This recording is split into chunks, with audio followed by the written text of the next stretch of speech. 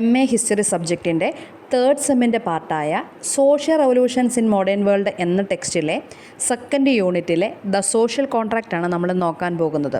സാമൂഹിക ഉടമ്പടി.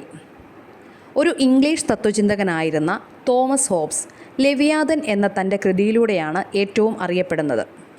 കുഴപ്പങ്ങൾ തടയാനും സാമൂഹിക ക്രമം നിലനിർത്താനും ശക്തമായ കേന്ദ്രീകൃത അധികാര കേന്ദ്രം ആവശ്യമാണെന്ന് അദ്ദേഹം വാദിച്ചു.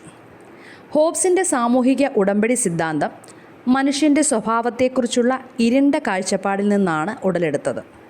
മനുഷ്യൻ അടിസ്ഥാനപരമായി സ്വാർത്ഥനും സംഘർഷപ്രിയനുമാണെന്ന് അദ്ദേഹം കരുതി. തൻ്റെ പ്രസിദ്ധമായ പ്രകൃതിയുടെ അവസ്ഥ എന്ന ചിന്താ പരീക്ഷണത്തിൽ സർക്കാരില്ലാത്ത ഒരു ലോകം അദ്ദേഹം സങ്കല്പിച്ചു. അവിടെ ജീവിതം ഏകാന്തവും ദരിദ്രവും മോശവും മൃഗീയവും ചെറുതുമായിരിക്കും. ഈ ഭയാനകമായ അസ്തിത്വത്തിൽ നിന്ന് രക്ഷപ്പെടാൻ സമാധാനവും സുരക്ഷയും ഉറപ്പു നൽകുന്ന ഒരു പരമാധികാര കേന്ദ്രത്തിന് വ്യക്തികൾ സ്വമേധയാ ചില സ്വാതന്ത്ര്യങ്ങൾ അടിയറവ് വയ്ക്കണമെന്ന് അദ്ദേഹം നിർദ്ദേശിച്ചു. എല്ലാ അധികാരങ്ങളുമുള്ള ഒരു ഭരണാധികാരിയെക്കുറിച്ചുള്ള ഹോബ്സിൻ്റെ കാഴ്ചപ്പാട് ഒരു ലെവിയാതൻ സമൂഹത്തെ അതിൻ്റെ ഏറ്റവും മോശമായ പ്രേരണകളിൽ നിന്ന് സംരക്ഷിക്കാൻ രൂപകൽപ്പന ചെയ്തതാണ്.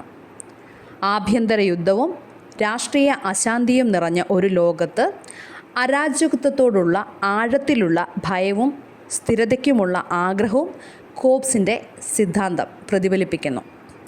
വ്യക്തിയും ഭരണകൂടവും തമ്മിലുള്ള ബന്ധത്തെക്കുറിച്ച് പുനർവിചിന്തനം ചെയ്യാൻ അദ്ദേഹത്തിൻ്റെ കൃതി ജ്ഞാനോദയ ചിന്തകരെ പ്രേരിപ്പിച്ചു. ഇത് ഭരണനിർവഹണം, സ്വാതന്ത്ര്യം, മനുഷ്യാവകാശങ്ങൾ എന്നിവയെക്കുറിച്ചുള്ള പുതിയ ആശയത്തിലേക്ക് നയിച്ചു. കേവലമായ അധികാരത്തിനു വേണ്ടിയുള്ള അദ്ദേഹത്തിൻ്റെ വാദം പിന്നീട് വെല്ലുവിളിക്കപ്പെട്ടുവെങ്കിലും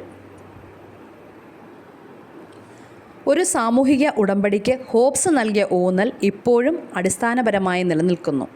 ഭരണനിർവഹണം ആത്യന്തികമായി അധികാരവും വ്യക്തി സ്വാതന്ത്ര്യവും തമ്മിലുള്ള ചർച്ചയാണെന്ന് ഇത് നമ്മെ ഓർമ്മിപ്പിക്കുന്നു.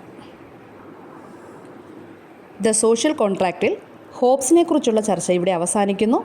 ഇനിയും ജോൺ ലോക്ക്, അതുപോലെ വോൾട്ടെയർ, റൂസോ അങ്ങനെയുള്ള തത്വചിന്തകരുടെ ചർച്ചയുമായിട്ട് നമുക്ക് വീണ്ടും കാണാം. താങ്ക്